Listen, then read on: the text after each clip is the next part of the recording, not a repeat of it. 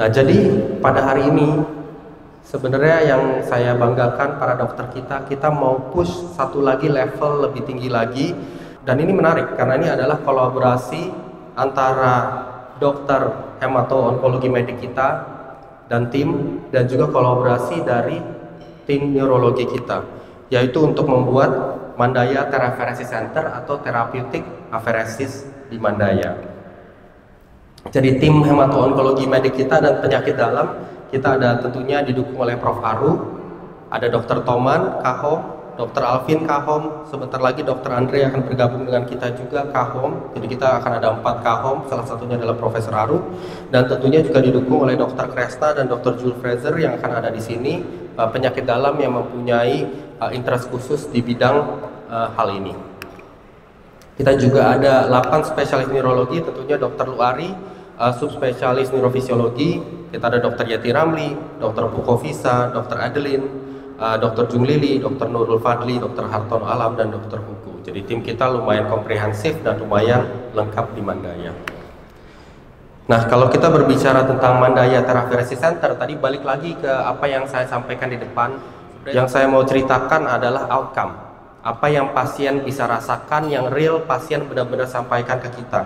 Bagaimana penanganan kasus kritis yang sudah ada di Mandaya ini bisa mengubah perjalanan penyembuhan pasien dengan segitu signifikannya. Dan untuk itu saya mau ajak teman-teman, Bapak, Ibu, para dokter ini untuk menyaksikan ya ada video berikut ini dari salah satu pasien yang sudah menangani terapeutik aferesis di Mandaya. Saya terdiagnosa mistenia gravis yang tipe MAS. Awalnya sih saya bingung sakit apa. Udah lemah syaraf dari kepala dulu. Kepala nggak bisa nunduk nggak bisa ngangkat. Nah, kemudian dari situ susah menelan. Dari situ kemudian suaranya jadi kayak orang pelo, nggak bisa ngomong jelas. Saya berobat ke Penang. Begitu balik saya udah mengalami krisis mistenia gravis. Dia serang otot untuk pernafasan. Jadi nafas saya lebih susah. Padahal paru-paru saya nggak masalah. Saya masuk IGD sini karena udah krisis langsung dihandle. Sempat masuk ICU juga, pasang ventilator juga. Jadi akhirnya ngambil keputusan untuk plasmaferesis. Seperti biasa aja, nggak ada merasakan apa-apa. Kayak badan panas, mual gitu nggak ada. Jadi alat yang bekerja kurang lebih 2 jam lah. 2 hari kemudian hampir balik 70-80% kondisi saya.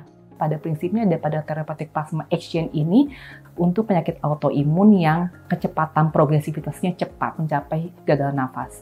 Jadi untuk rescue terapi, pada prinsipnya pada therapeutic plasma exchange ini darah pasien dikeluarkan, kemudian oleh mesin tersebut dipisahkan antara sel darah dan juga plasmanya yang menyebabkan suatu manifestasi penyakit. Yang pernah saya kerjakan di sini dalam hal krisis miastenia ya memang perbaiknya sangat cepat. Jadi 2 kali plasmaferesis pun sudah terlihat bahwa yang tadinya gagal nafas bisa winning dari ventilator. Dari situ Dr. Luari setelah plasmaferesis dia memberi terapi kedua adalah Rituximab. Pentingnya adalah kalau kita misalnya menghadapi penyakit autoimun terutama yang kronik ya, misalnya pada miastenia gravis dan pada misalnya myositis, kalau pasien tersebut mendapatkan plasmaferesis, perlu diingat bahwa plasmaferesis itu adalah hanya terapi sesaat untuk rescue. Jangan lupa bahwa imunosupresan atau imunomodulator yang kronik itu perlu akhirnya didapatkan, bahkan dimulai sesegera mungkin setelah atau dalam ketika pasien masih di therapeutic plasma exchange.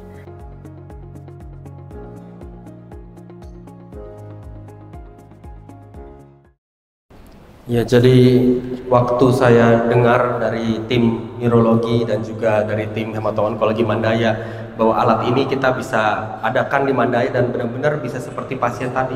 Kita bisa benar-benar merubah perjalanan penyembuhan pasien 2 kali plasmaferesis. Bisa tiba-tiba pasien yang dari ventilator tiba-tiba bisa lepas dari ventilator, dan menurut saya itu hal yang sangat spesial, hal yang sangat hebat lah gitu yang kita bisa lakukan bersama. Dan menurut saya ini saya sangat bangga karena mungkin tidak banyak rumah sakit yang melihat ini sebagai hal yang penting gitu ya. Ini bukan sekeren kita beli robot, atau ini bukan sekeren kita beli alat-alat lain yang lebih canggih dan sebagainya, tapi ini filosofi Mandaya.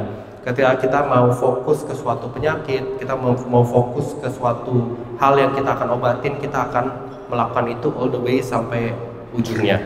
Dan tentunya di therapeutic apheresis ini kita bisa mengerjakan keduanya, plasmapheresis dan juga cytopheresis.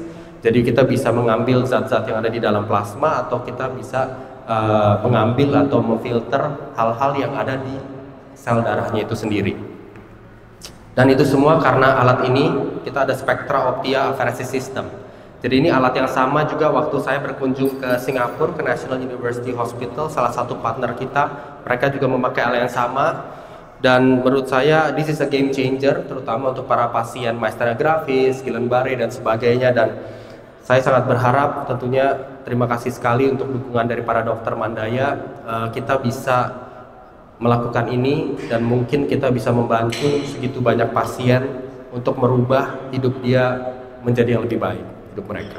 Mungkin dari saya seperti itu. Terima kasih banyak Bapak Ibu dokter sekalian dan teman-teman dari komunitas. Semoga hal ini menjadi kabar baik untuk kita semua, terutama untuk para pasien, dan semoga kita bisa berkembang bersama. Terima kasih.